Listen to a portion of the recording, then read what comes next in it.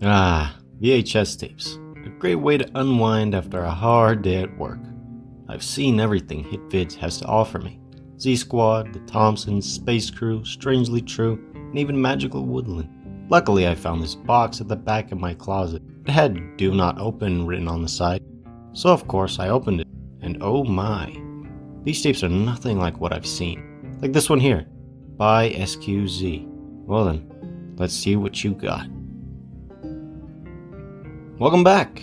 Throughout my journey to see what lies behind every home VHS tape in Project Zomboid, I have found over 30 more tapes. Now the majority are regular tapes, but the rest are interesting, which I will share with all of you. So I present to you more rare VHS tapes in Project Zomboid you presumably didn't know existed.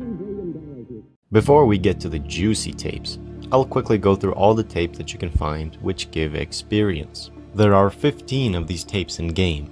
These are Basic Gun Handling, Officer Use Only, which gives +6 aiming and +6 reloading, TV Repair, which gives +6 electricity, Muldraw AV Club, which gives +6 electricity and teaches you how to craft a makeshift radio, Tree Planting Guide, which gives +6 farming, RMFA, which gives +6 first aid, Combat Wound Management, which gives +7 first aid, Grady V King, which gives +1 Lightfooted, Mathematical Quadratics and Algebraic Configurations, which gives +1 Long Blunt. If you watch my other video about home VHS tapes, you'll understand why.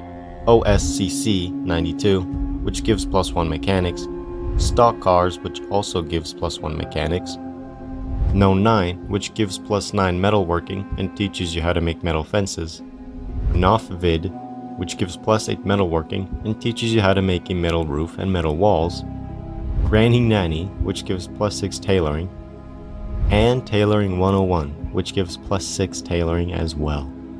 Now these tapes spawn just like any other home VHS tape. Each one spawns only once across the entire map.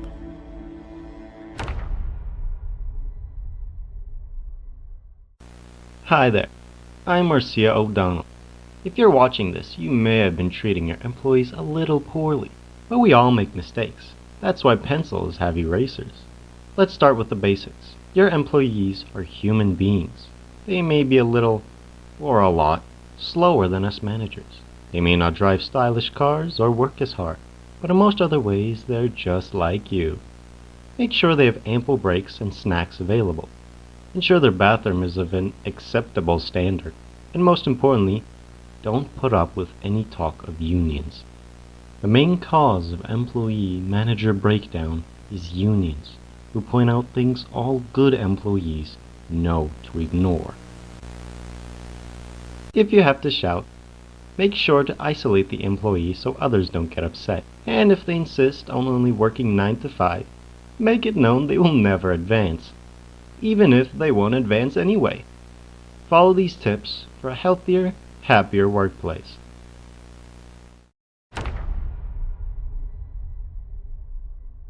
If we follow the story of Project Zomboid, which I made a video about, if you want to you can go check it out, a rally outbreak is mentioned on WBLN pretty early on. Not much information is mentioned about this outbreak, and as far as I'm aware, this outbreak is fictional, not real, meaning I could not find any information about it. This outbreak remained a mystery to me, up until I found this tape called Shows.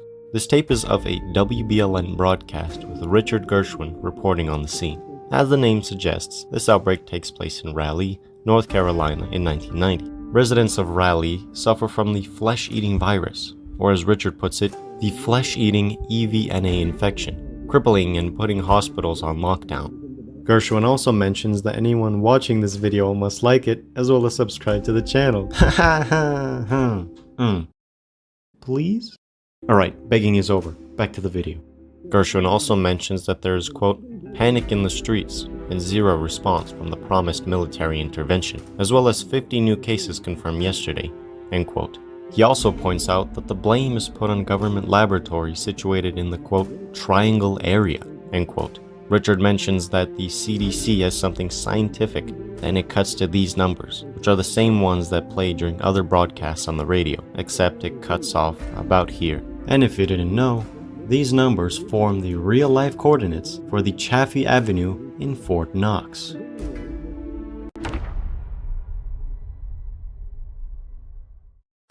Spiffos is one of America's most beloved fast food chains.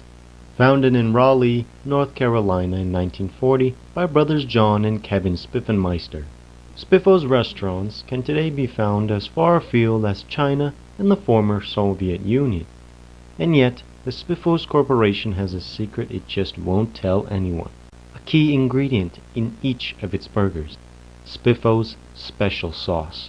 Just what exactly are the components of this sauce? If they're safe, then why keep the recipe a secret? And is there any truth to the rumor that the sauce was changed just before the UK's BSE crisis began? Perhaps the Spiffo servers should be asking, do you want lies with that?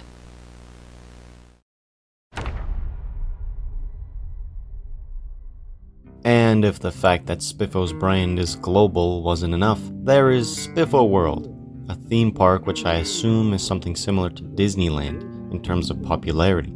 From the tape, we know that there's a Spiffo World in Florida, which includes, but is not limited to, Spiffo's Castle, a float parade, and a crazy golf course. It is highly likely that there are more Spiffo World theme parks across the United States. This just puts in perspective of how popular Spiffo actually is.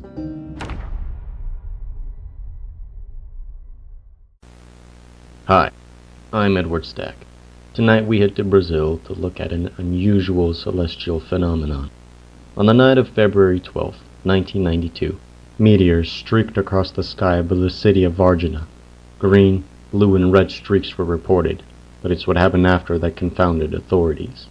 School teacher Tiago Menezes says, immediately after seeing a meteor, he smelled a horrible smell and became dizzy. The next morning, the local papers and television were filled with similar reports. Nausea and fever were the most common symptoms, followed by inexplicable anxiety. A biological warfare unit of the army were dispatched, but found nothing unusual in the air. The symptoms soon cleared, but questions remained. Was this event simply mass hysteria, or were unknown entities testing a new weapon in Brazilian airspace?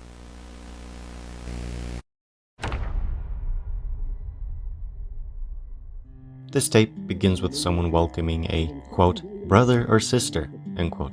He or she continue, saying that 200 of them live together in peace and harmony in a secure compound high in the Appalachians in Ohio. They grow their own crops, generate their own power, and wait together for the end of the world. Wait, what? Apparently, the end was revealed to them through their leader, the Reverend Quigley. Very soon an asteroid will hit Earth, but they'll be saved. He or she then says that if the person watching can't convince their loved ones to join this community, they must be abandoned. Oh, and that they live a joyful existence on Earth while they wait for the end. And that they'll live together forever in bliss when the asteroid comes. Yeah, this is definitely a cult. The fact that they worship this Reverend Quigley, live in a secure compound where they're cut off from society, want to cut off contact from your loved ones if they aren't convinced, and expect for the world to end very soon, makes me think that this is a cult. Okay, one of them isn't that crazy considering our character goes through a zombie apocalypse, but my point still stands. As far as I'm aware, there are 9 quote-unquote birthday tapes. These are just tapes that show family members or friends wishing someone a happy birthday. These are pretty wholesome, so as the last tape, I decided to finish it off on a heartwarming note by talking about Grandma's 80th. The tape shows the grandma's family and friends surprising her with a happy birthday song. The best part is what she says afterwards.